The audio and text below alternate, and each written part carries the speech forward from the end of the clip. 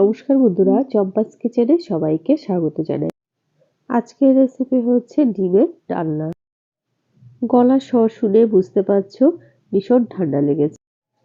তো আজকে ঘরোয়া পদ্ধতিতে একদম ছিমছাম ডিমের ডালনা আমি কি করে তৈরি করি, চলো তার রেসিপিটা চটপট দেখে নেওয়া যাক।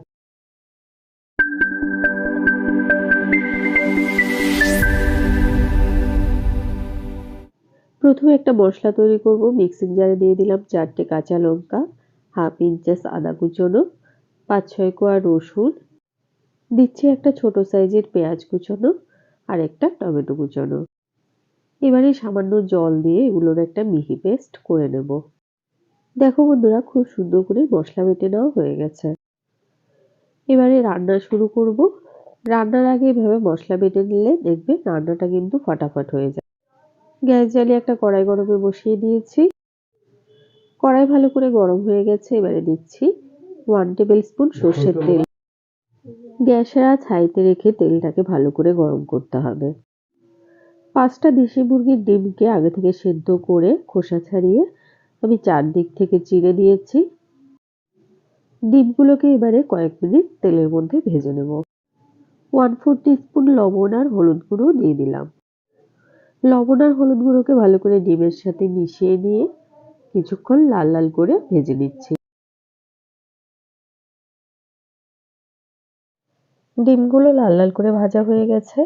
এবারে এর মধ্যে দেব 500 গ্রাম ভালো করে সেদ্ধ করে খোসা ছাড়িয়ে রাখা ছোট আলু। এই সময়টা যেহেতু ছোট লাল আলু পাওয়া যায়, তাই আমি এই ধরনের আলু দিয়েই করছি, তবে তোমরা চাইলে যে কোনো আলু দিয়েই কিন্তু রান্নাটা করতে পারবে। ডিমগুলোকে এবার একটুখানি তুলে নিচ্ছি। নুন আর হলুদ কিন্তু আলুর গায়ে দেখো খুব সুন্দর করে লেগে গেছে। তো আরো মোটামুটি 2-3 মিনিটের মতো আলুগুলোকে ভেজে এগুলোকেও নামিয়ে নেব।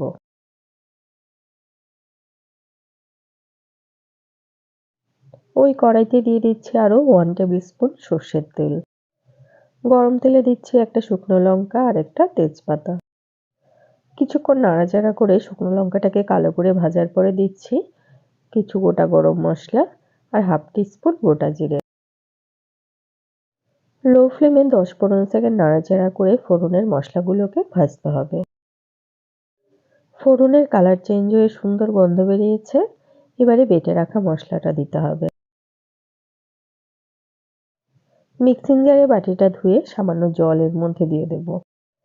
এর ফলে পরক্ষণে যে গুঁড়ো মশলাগুলো দেব সেগুলো আর পুড়ে যাবে না। একটুখানি নাড়াচাড়া করে নিয়ে দিচ্ছি 1 টিস্পুন লবণ, হাফ টিস্পুন হলুদ গুঁড়ো, 1/4 টিস্পুন কাশ্মীরি লঙ্কা গুঁড়ো, 1 টিস্পুন জিরে গুঁড়ো, হাফ টিস্পুন ধনে গুঁড়ো। এবারে বাটা মশলার সাথে গুঁড়ো মশলাগুলোকে ভালো করে মিশিয়ে কষাতে হবে। মশলা কষানোর কাজ যত ভালো করে করবে রান্নার স্বাদ কিন্তু তত ভালো হবে।